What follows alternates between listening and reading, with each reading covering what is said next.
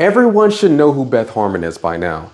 Beth Harmon is in a Netflix series called The Queen's Gambit, and we're going to go over one of the games in that series. Let's take a look. This game that was in the Netflix series was inspired by an actual game that was played, let me see on my computer, I didn't have it pulled up, that was played in 1955 against Rashid and Jinra? I'm just going to call it that. But this game was actually played fully Beth Harmon against Beltik, if I'm not mistaken. Yep, that's the game. All right, it started with E4, and Beth Harmon was the white pieces. After E4, then we got her opponent doing the move C6, going into the Caro-Kann. After C6, knight F3, then we got the move D5, the Caro-Kann formation, and Beth Harmon did the move knight C3, going into the two knights variation of the Caro-Kann, or the two knights attack of the Caro-Kann defense. After Bishop G4, H3, Bishop takes on F3, then Beth Harmon did the move Queen takes on F3. After Queen takes on F3, we got E6, and then the move G3. After G3, G6, like trying to fianchetto, going into opening theory, we got the move Bishop to G2. After Bishop G2, Bishop G7, going on the long diagonal. These are fianchetto bishops. This is the structure of the fianchetto bishop taking control of the longest diagonal of the board. Then we got the move castle kingside after black did the move bishop to G7. And then after castling, knight D7, queen E2, then the move was played D4. Beth Harmon, or the actual person, Rashid, had to think about, where's this knight going?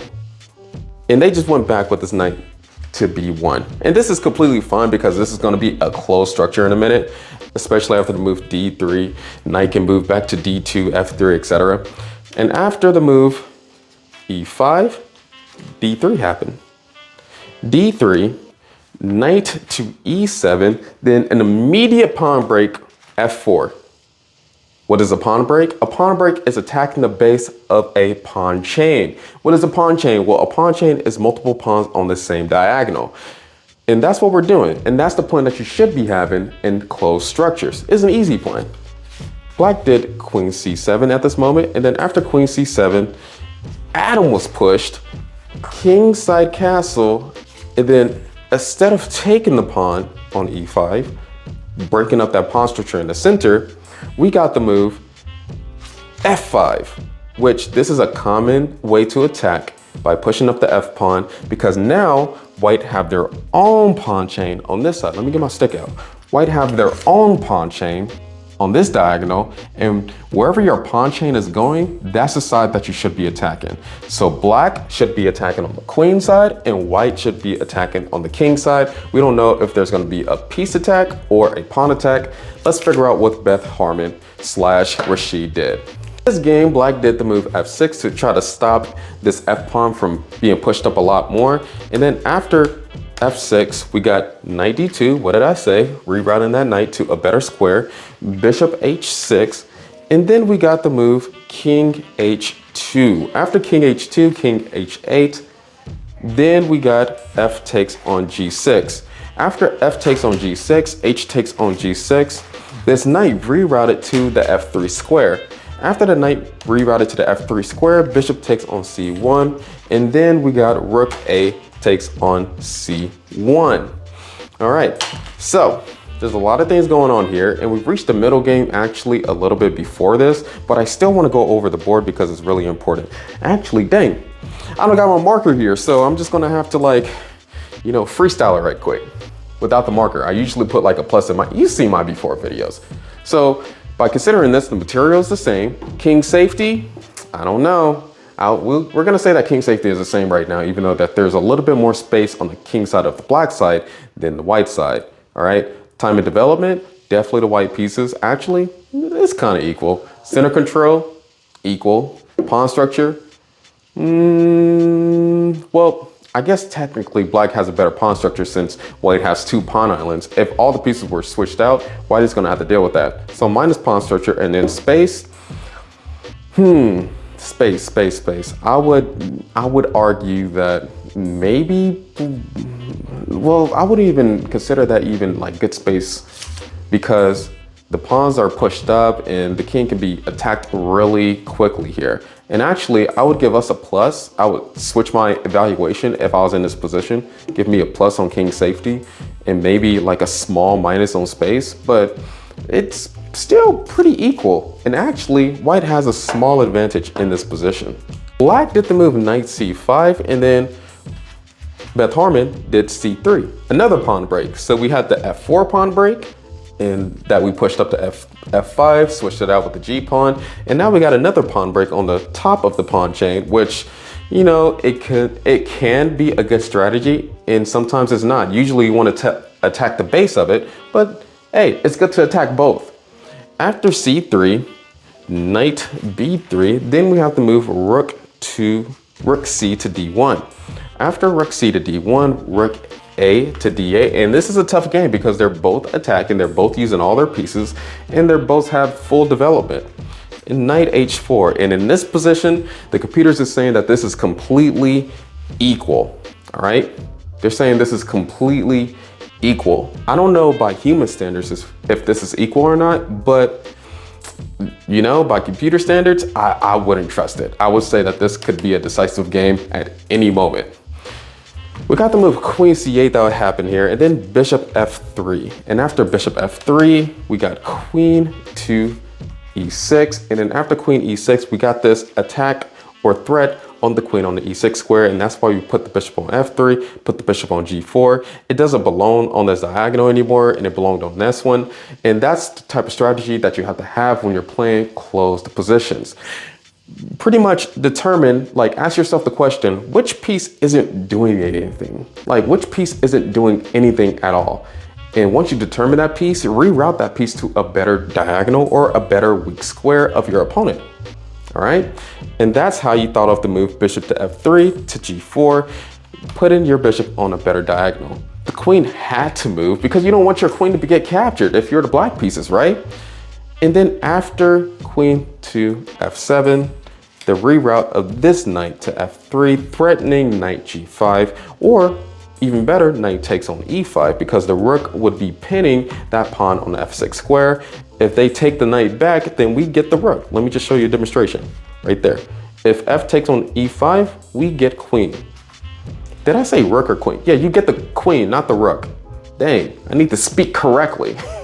After knight moved to f3, black was like, I don't want you taking my pawn. I'm looking at all your threats. You think that you're cool, but you're not. And especially in the show, the guy that she was facing, he was like, he definitely wasn't exonerating her. He wanted to crush her. And so he did the move queen g8, h4 happened.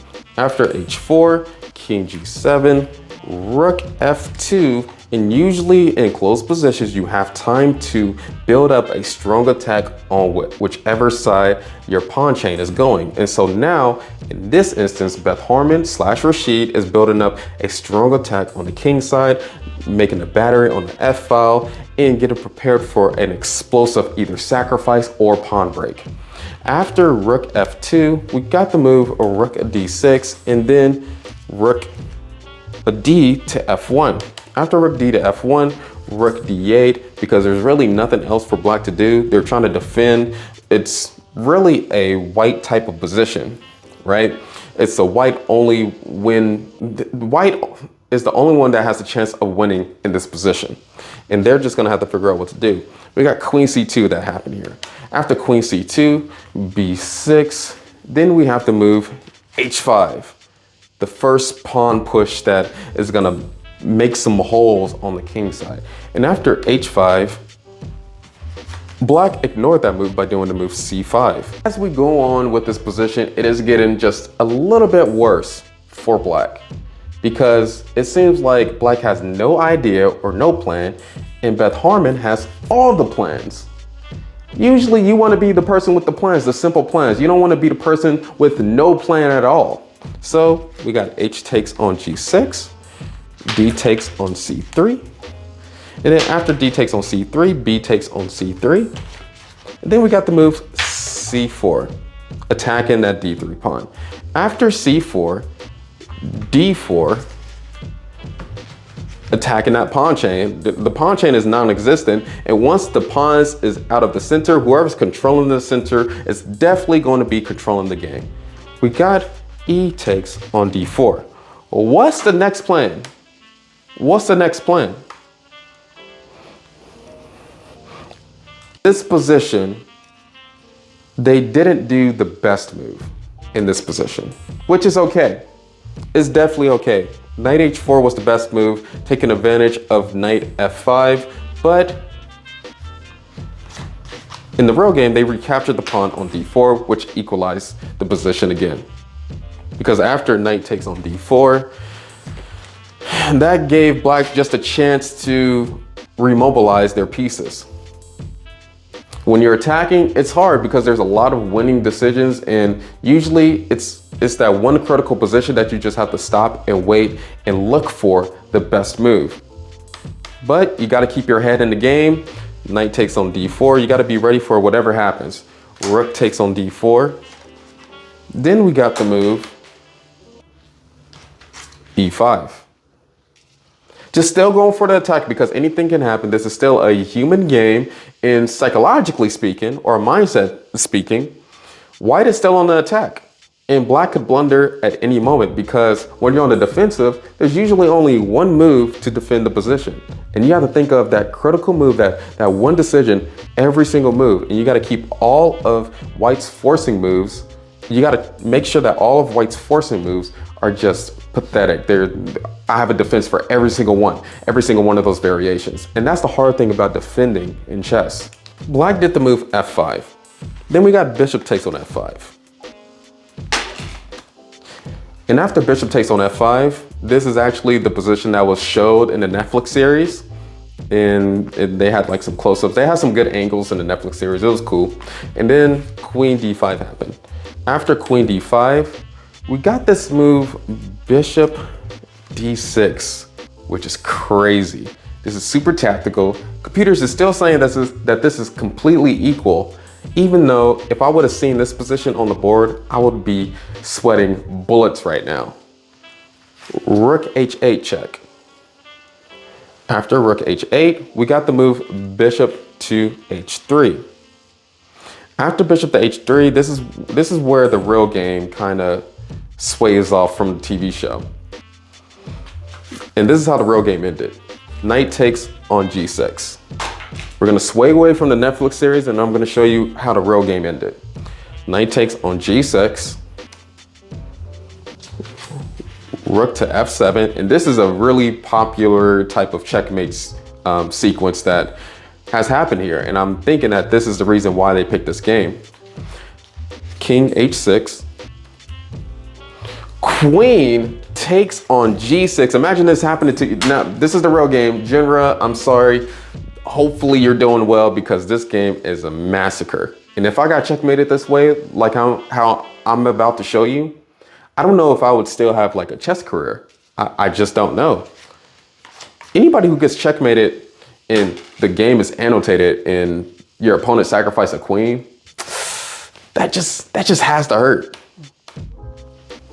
King takes on G6, Rook 1 to F6, King G5, Rook to F5, King to G6, Rook 7 to F6, King H7, Rook H5,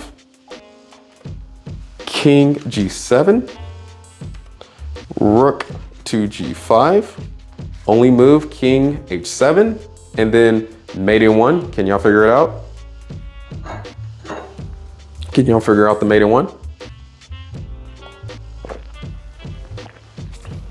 Well, it has to be Bishop to F5.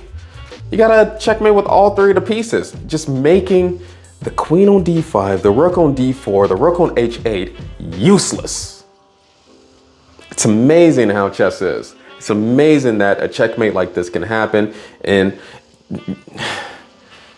all you can do is just acknowledge how much better White was than Black. Even though Black played a good defensive game and they could have equalized the position, they just messed up on that one move. What was the move?